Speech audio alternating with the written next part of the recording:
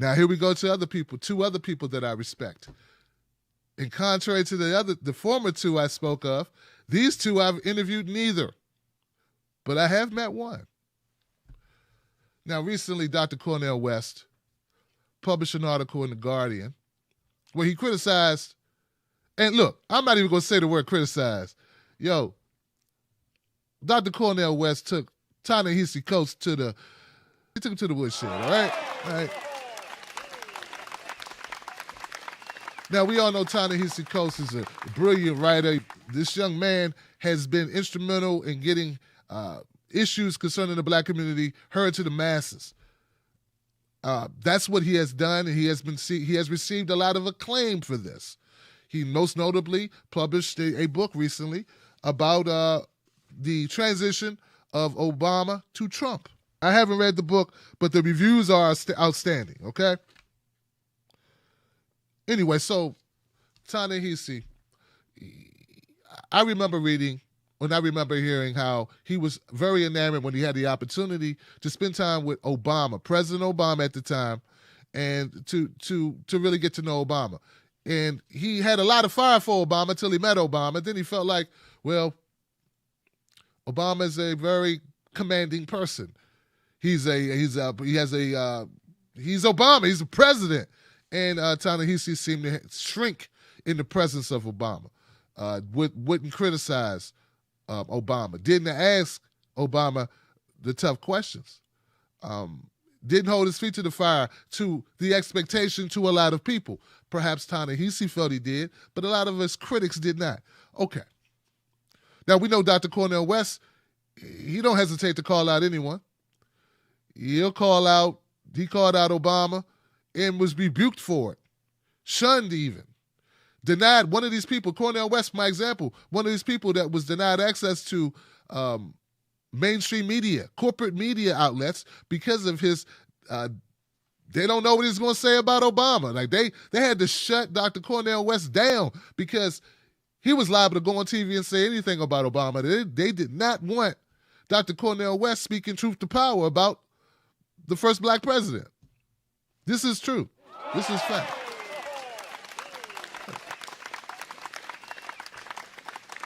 So both of these, Dr. Cornel West, philosopher, social activist, he has his feet in the ring.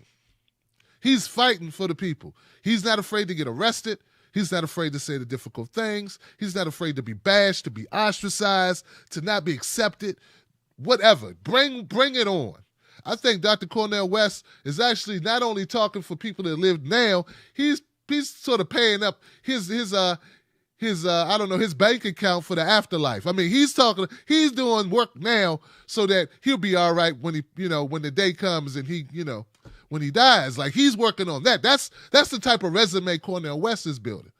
Dr. Cornel West. Ta-Nehisi Coates, I don't believe so much. I think, one, we got a difference in age. Two, we may have a difference in audiences.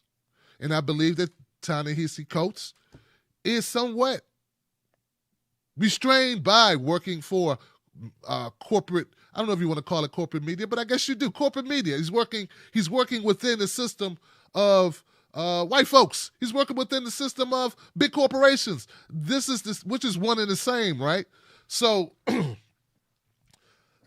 that's what I think. That's what I believe about the ongoing situation. What I'm going to read now, guys, and if you bear with me, I want to share with you the actual article. If you have not had an opportunity to read this article in The Guardian, I suggest you do. It's entitled Ta-Nehisi Coates is the Neoliberal Face of the Black Freedom Struggle. Hey, I told you it was a tough article. It's not a nice article. It's not a little pat on the head. This is serious. He says, the disagreement between Coates and me is clear. His view of black America is narrow and dangerous misleading. Ta-Nehisi Coates, We Were 8 Years in Power, a book about Barack Obama's presidency and the tenacity of white supremacy, has captured the attention of many of us. One crucial question is why now, in this moment, has his apolitical pessimism gained such wide acceptance? That's a devastating opening argument. His apolitical pessimism gained such a wide audience. He goes on to say, Coates and I come from a great tradition of black freedom struggle. He represents the neoliberal wing that sounds militant about white supremacy but renders black fight back invisible. This wing reaps the benefits of the neoliberal establishment that rewards silences on issues such as Wall Street or Israeli occupation of Palestinian lands and people. You know, to be called a neoliberal is not a good thing. And to say that you're upholding the system of neoliberalism, and not only that, he says he pushes back against the black fight back.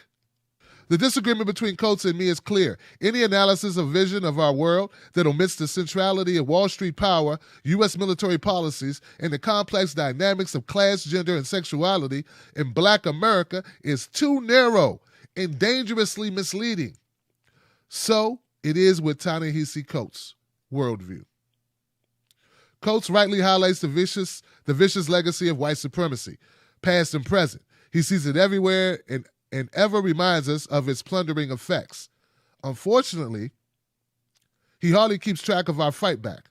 It never connects the ugly legacy to the predatory capitalistic practices, imperial policies of war, occupation, detention, assassination, of the black elite's refusal to confront poverty, patriarchy, and transphobia. This is where he digs even deeper. This paragraph. In short, Coates fetishizes white supremacy. He makes it almighty, magical, and unremovable. What concerns me is his narrative of defiance. For Coates, defiance is narrowly aesthetic, a personal commitment to writing with no connection to collective action. It generates crocodile tears of neoliberals who have no intention of sharing power or giving up privilege.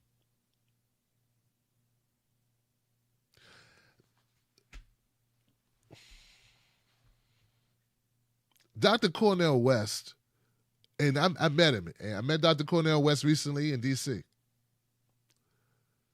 Dr. Cornel West is not lying in this article at all, and he's not overblowing it. This is not hype. I believe what Dr. Cornel West says is true, but I also believe that what he's painting Ta-Nehisi Coates, the brush he's using, could be painted on a large swath of neoliberals, of blacks who are in positions given to them by corporate America, i.e. white folks with money. Not poor white folks, you can't get anybody no job, but rich white institutions, white media, big white, MSNBC, TYT, all these big names, okay? And my only concern is that Dr. Cornel West is assigning his feelings about this group of people and laying it all to bear on Ta-Nehisi. Get what I'm saying? Does that make any sense? And I think I do feel that Cornel West would agree. He would say, "Oh, it's not just him. I'm not just talking about him, but your article was just about him." Get what I'm saying? So that's the reason why I feel, though I agree with this, I agree with everything he's written, and I see it all the time. This is the only reason why I started doing political commentary. The only reason why I started getting engaged in the political arena is because if you're going to report and talk about these issues, and in Ta-Nehisi's case, what he does is right, but if you're not involved, then to me that's a form of exploitation.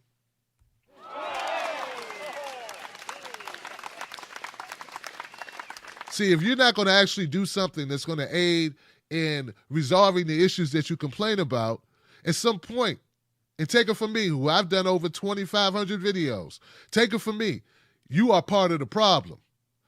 Because you're just keeping a conversation going, but you're not a part of any solutions. And if that's the case, then you are existing within the system and you're happily getting a piece of the pie of the system, but you're not trying to disembowel the system. You're not trying to destroy the system. See, that's the problem. And you can't just say, well, I write or I do videos or I comment. No, you have to actually bring on people, and you have to actually go to events. You have to actually be engaged, and not just events you are paid to be at. You have to actually go to protests, go to marches, go to conventions, work with other people, and do things not for pay, but do things for building actual some type of rebellion to this thing that you detest, that you're writing about, and that you're commentating on. You get what I'm saying? I hope you get what I'm saying. I'm not saying Dr. Cornel West is wrong at all. But what I'm saying is maybe Ta-Nehisi Coates has not gotten to the point where he's going to realize what I realized, that if you are going to conversate, if you are going to write, if you're going to produce these great in-depth essays that get to the root of these problems, now what? And it can't be, nothing. Ain't that we could do. No, you have to turn the corner and say, hey, we should do this. Let's try that. Let's connect with these people and let's move this way. Like, you have to move it to the next level. If not, then you are nothing more. You're nothing better than I don't know, a Don Lemon. That's what I think. That's it. And I don't know what Don Lemon does in his off time, okay? But I'm just thinking these are just talking heads who use our pain. Right? Use our pain, use our struggle in order to line their pockets talking about it.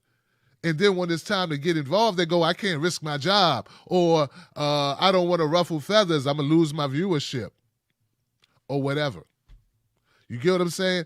So I think you do. And so part of the reason why I'm talking about this is not just that it's not just that it's in the news today, because Ta-Nehisi Coates and Dr. Cornel West, they had a spat on Twitter.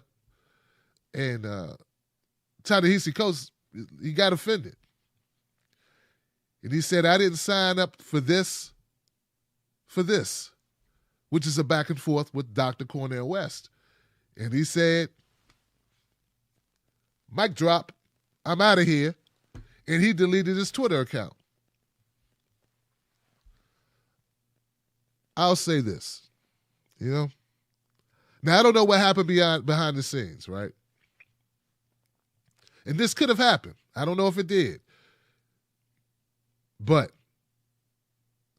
I would like to imagine that Dr. Cornel West has reached out to Ta-Nehisi Coates in some respect, privately, and did his best to offer him advice and have a man-to-man conversation with him. We're talking about thought leaders.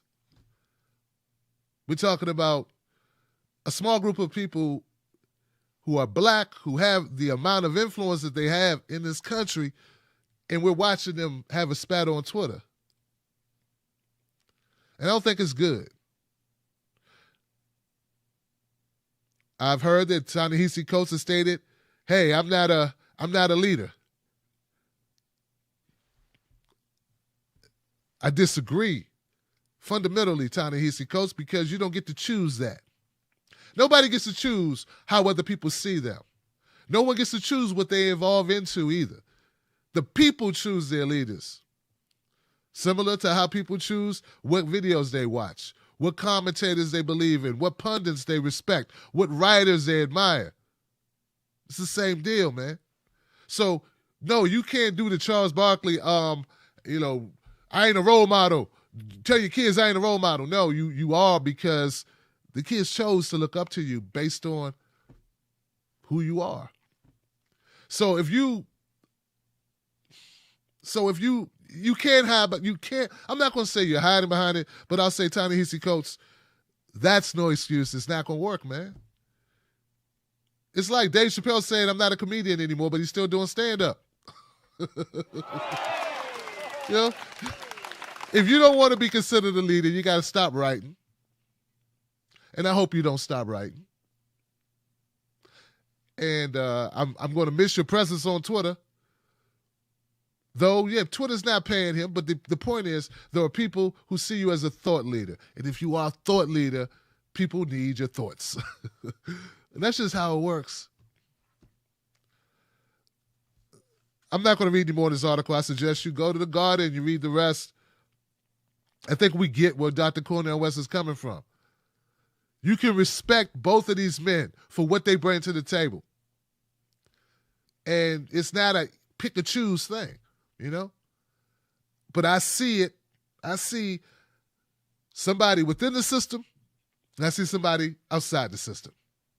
The person outside the system in this case is Dr. Cornel West, and he can be as honest as he wants to be, as brutally honest, right? As real as bam.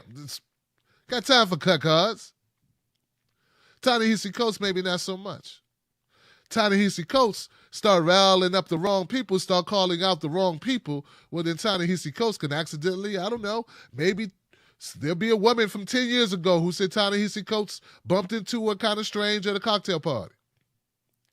I mean, there are ways to bring people down, is all I'm saying. I'm not saying that should be an excuse. I'm just saying it's the reality when you work within the system. There are ways to control the people that are working within the system.